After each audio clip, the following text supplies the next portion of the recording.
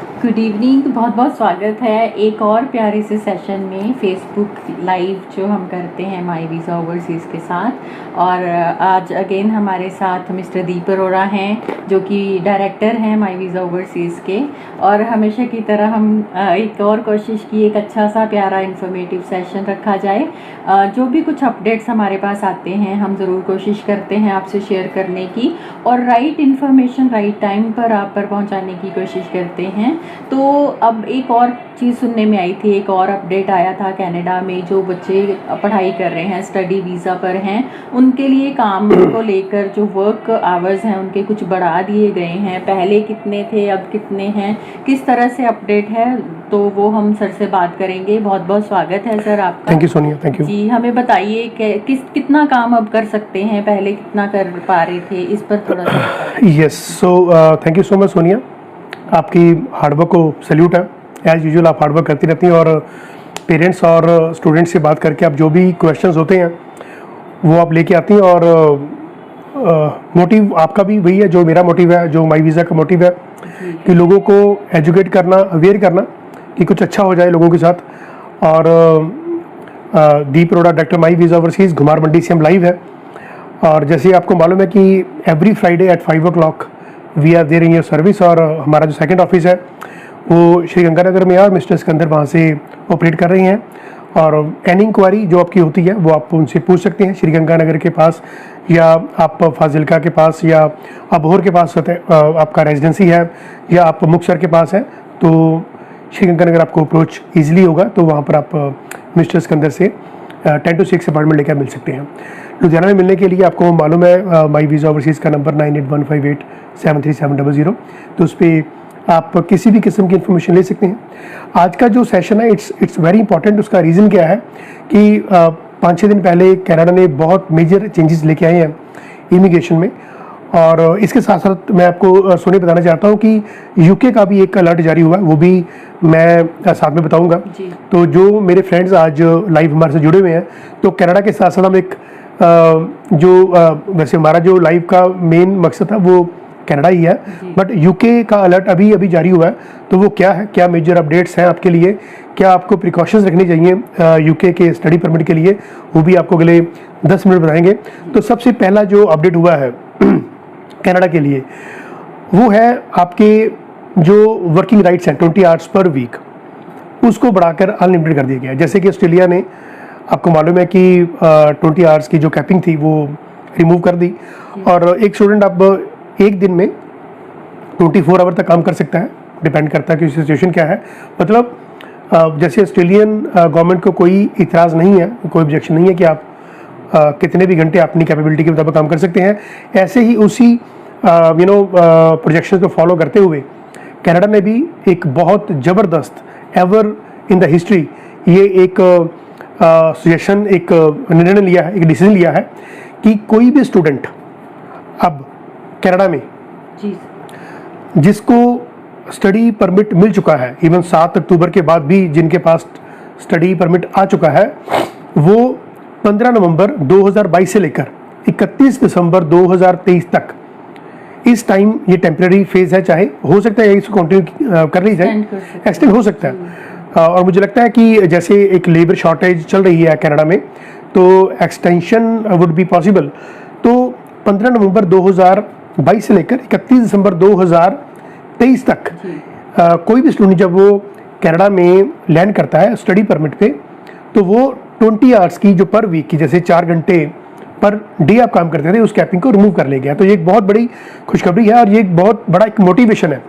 जो कह रहे थे कि अब कनाडा नहीं रहा, हम नहीं जाएंगे कनाडा और सिर्फ ऑस्ट्रेलिया की तरफ लोगों ने फेस किया था। No doubt Australia is always welcomed, but Canada ने अभी उनको फॉलो किया और कनाडा का जो अब ये एक बहुत बड़ा डिसीजन लिया गया है IRCC से, तो we salute this decision taken by the Canadian government.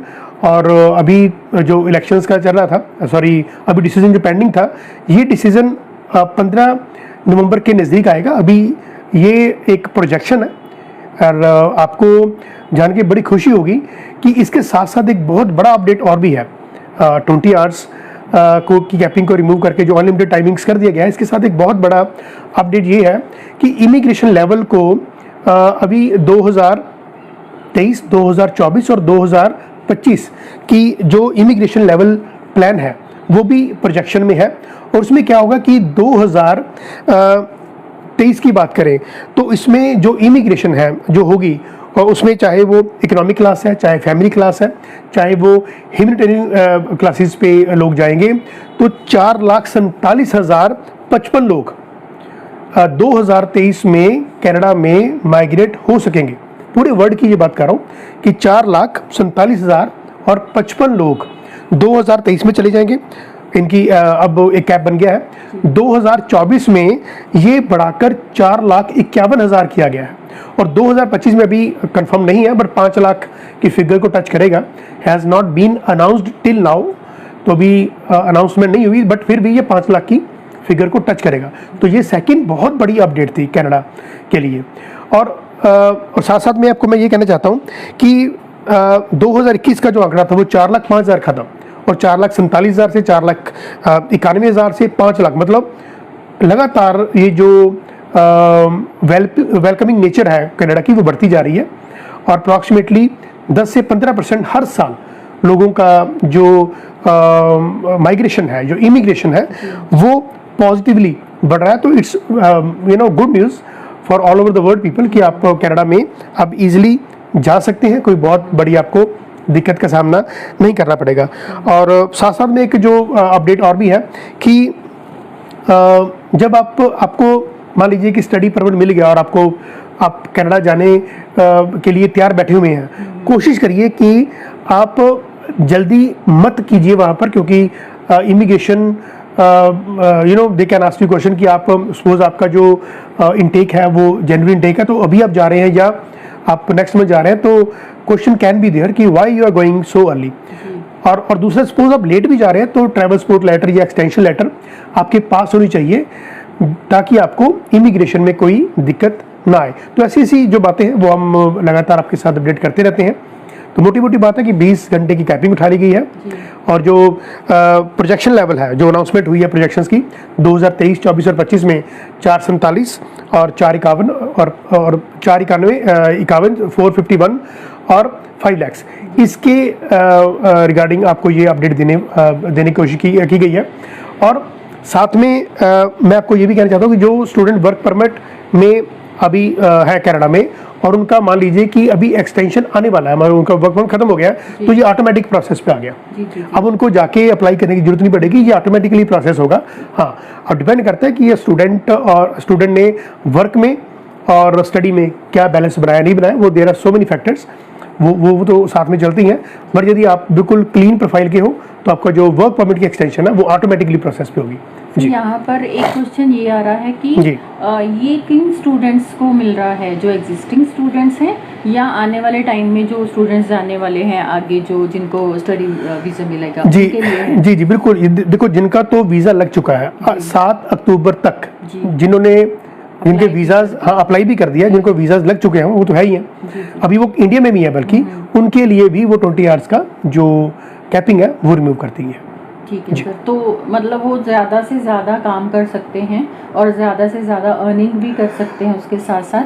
But एक शायद एज ए पेरेंट हमारी तरफ से एक सजेशन रहेगी कि स्टूडेंट्स ऐसा बिल्कुल ना करें कि सिर्फ काम करते रह जाएं। वही मैं बोलने वाला था, स्टडी पे आप ज़रूर गाइड कीजिए उस बारे में। देखिए, मैं ये समझता हूँ कि एक टांग पे चलना बहुत मुश्किल होता है, तो 2 टांगों पे चलते हैं तो ईजी रहता है। तो स्टडी और वर्क यदि बैलेंस आप बनाते हैं तो नो डाउट कि आगे आपको वर्क परमिट मिल जाता है, फिर आपको पीआर के चांसेस मिल जाते हैं।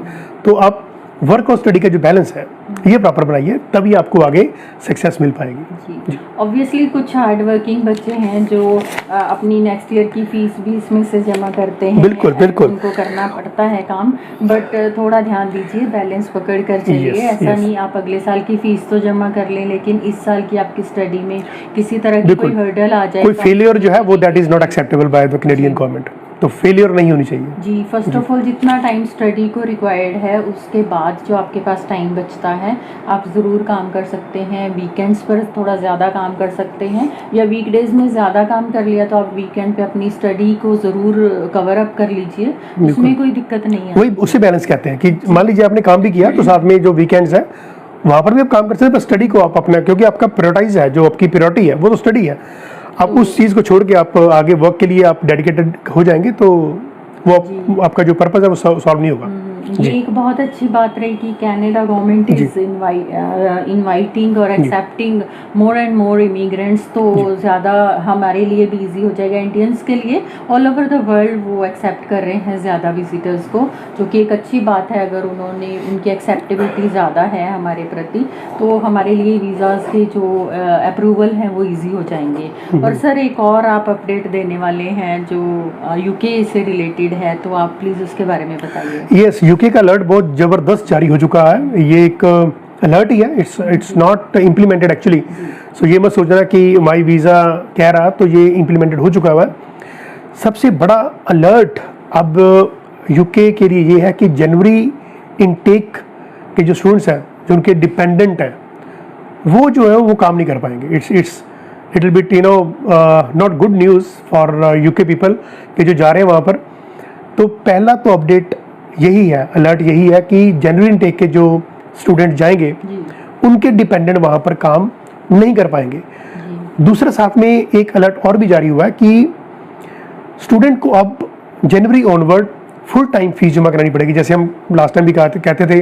और पार्शियल पेमेंट में आप आपकी फ़ी जो है वो कैश लेटर, जो confirmation of acceptance for study है, वो आप निकाल सकते हैं। बट अब ये पॉसिबिलिटी ख़त्म होने जा रही है, तो आपको फुल पे करना पड़ेगा, फुल फ़ी पे करनी पड़ेगी। जैसे मान लीजिए 11,000 पाउंड है या 12,000 पाउंड है या 15,000 पाउंड है, अकॉर्डिंग टू यूनिवर्सिटी जो कॉलेजेस की फ़ीस होती है जी।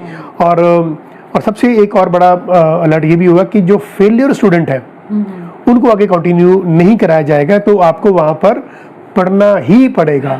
यस, कई बार होता है ना कि स्टूडेंट जाता है कि ठीक है वहाँ पर 15-20 दिन, 2 महीने 4 महीने पढ़ लिए, फेल हो गए, चलो कोई बात नहीं, आगे हमने वहाँ से खिसक जाना है, वहाँ पर हमने कोई और जॉब कर लेनी, तो दैट इज़ नॉट एक्सेप्टेबल। और चौथा जो बहुत बड़ी अलर्ट है वो ये कि low skilled people will not be welcomed by the UK people.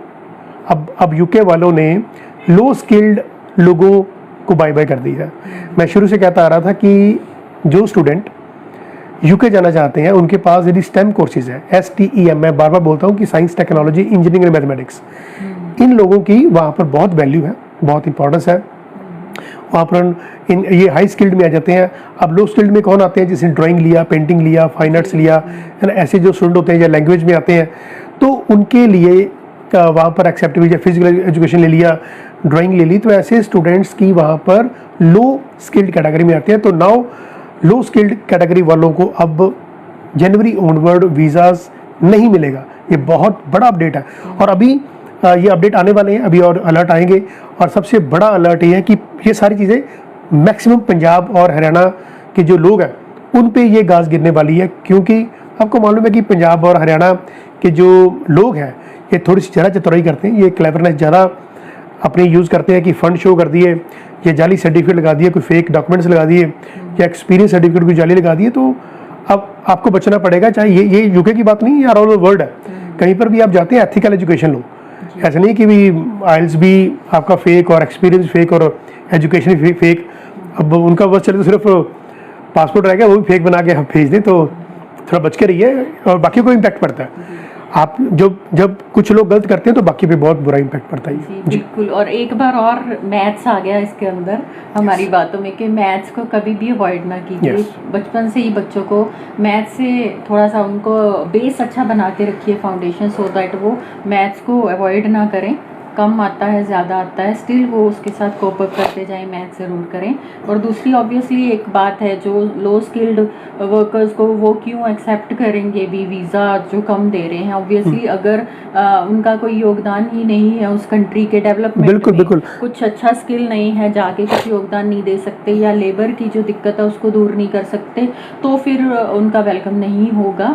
ये हम नहीं कह रहे हैं, जो वहाँ की सरकारें हैं वो कह रही हैं। तो ज़रूर हमें इस बिल्कुल। चीज़ का ध्यान देना चाहिए कि आप इजी मत लेके चलिए कि ये कंट्री इजी है वो कंट्री इजी है। आप अपनी प्रिपरेशन पूरी रखिए, उसके बाद ही आपका जो चांसेस हैं वीज़ा अप्रूवल के, आप देख रहे हो कितनी जल्दी से पिछले 2-3 हफ्ते में ही बहुत सारी चेंजेस आती जा रही हैं। तो अगर आप वेल स्किल्ड नहीं हो, वेल इक्विप्ड नहीं हो, फाइनेंसेस पूरे नहीं है, तो कहीं ना कहीं फिर दिक्कत आ जाती है। बिल्कुल। अब इसमें एक चीज़ लास्ट में ऐड करना चाहूँगा, उसके बाद हम इस सेशन को वाइंड अप करेंगे।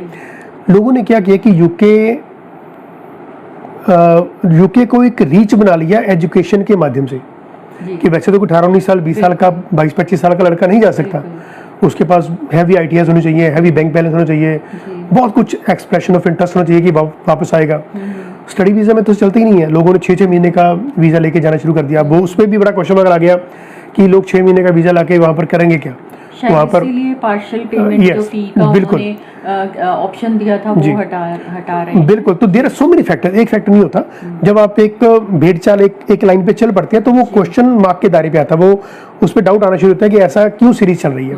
तो लोगों ने रीच, जो यूके रीच करवाते हैं या रीच का वर्ड यूज करते हैं, उन्होंने एजुकेशन को या मिस यूज करते हैं, उन्होंने एजुकेशन को रीच बना लिया कि कोई बात नहीं, आप 6 महीने की फीस भरी, वहाँ पर पहुँच गए, उसके बाद तू कौन और मैं कौन, तो फिर बाद में वहाँ पर जाके वर्क परमिट चेंज कर लेंगे, शादी कर लेंगे, कुछ ना कुछ करेंगे। एजुकेशन तो वैसे ही हमारा एक मीडिया है, जबकि ये बात बहुत गलत है। यूके की जो सरकार है वो चाहती है कि आप हाई स्किल्ड आए, पढ़ने आए, और फिर बाद में वहाँ पर आप काम करिए। कोई बात नहीं, वो काम तो मिलते ही वहाँ पर, आप लीगली एंटाइटल्ड है काम करने के लिए। अब काम कंप्लीट होगा तो फिर वापस अपनी होम कंट्री आइए, है ना। तो लोग वहाँ क्या करते हैं कि वो जम जाते हैं कि नहीं सर, हम तो वहाँ पर जाएंगे बस काम करने के लिए जाएंगे। तो माई वीज़ा की ऐसी प्रैक्टिस नहीं रही, शुरू से गाइडेंस यही रही है कि जिस पर्पज़ के लिए जाते हैं वो करिए। दूसरा, उस कंट्री के लॉज देख लीजिए कि उनके कानून क्या है, उसके अंदर चलिए। That's why. जी, थैंक यू सो मच। और बहुत अच्छा अगेन हमारी जैसे कोशिश होती है इंफॉर्मेटिव सेशन रखने की, मेरे ख्याल से काफ़ी इन्फॉर्मेशन सर ने हमें दे दी है, और ज़्यादा अलर्ट्स एंड अपडेट्स लेकर हम आपके सामने आते रहेंगे।